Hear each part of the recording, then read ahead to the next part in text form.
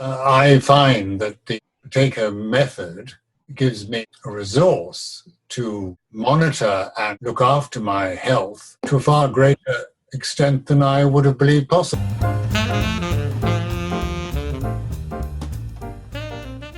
Now, unless I were to sustain a broken limb or catch some dreadful infection, I would be reluctant to go to the doctor.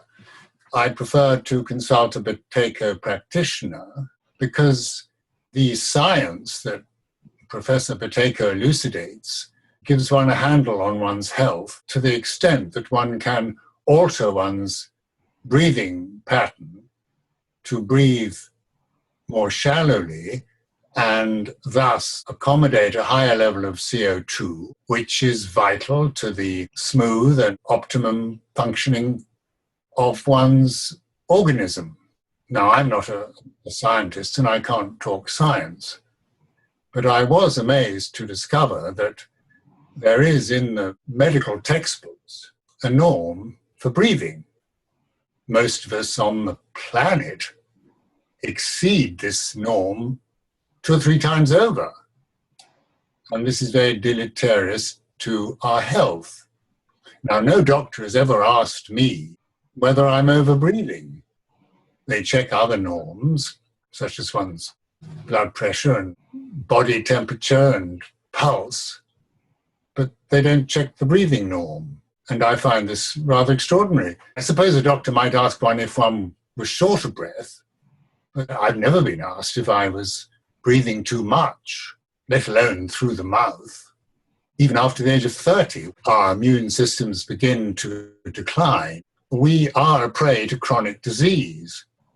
And the discoveries of Professor Buteyko are highly relevant.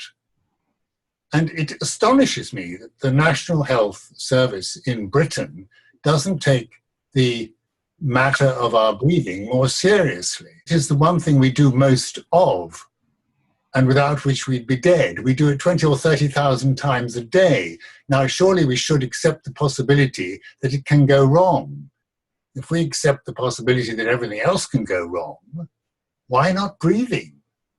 Professor Buteyko points out how it goes wrong and what we can do to put it right. And I would recommend anyone to study his findings very carefully. He was a great man.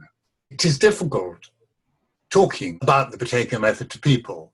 They may express an interest, but they don't think it relates to them. Now, this is completely understandable. If someone comes up to me and says, I've got this fantastic diet or this fantastic exercise regime, and you should try it, one may be interested in hearing about it, but one doesn't think it applies to oneself. Anything to do with breathing is absolutely relevant to the other person. And this is what one has to try to get across.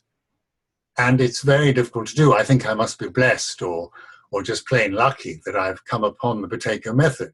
So I would say, in conclusion, particularly to all you joggers out there who are running around exercising, which of course is very good because you're making CO2, but because your mouths are hanging open, you're wasting the CO2 you're making and which you need to get the oxygen into your cells and tissues. And I would say it to cyclists too, who go zooming by with their mouths hanging open.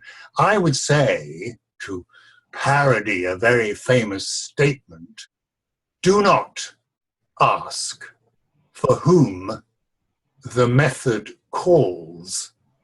It calls for you.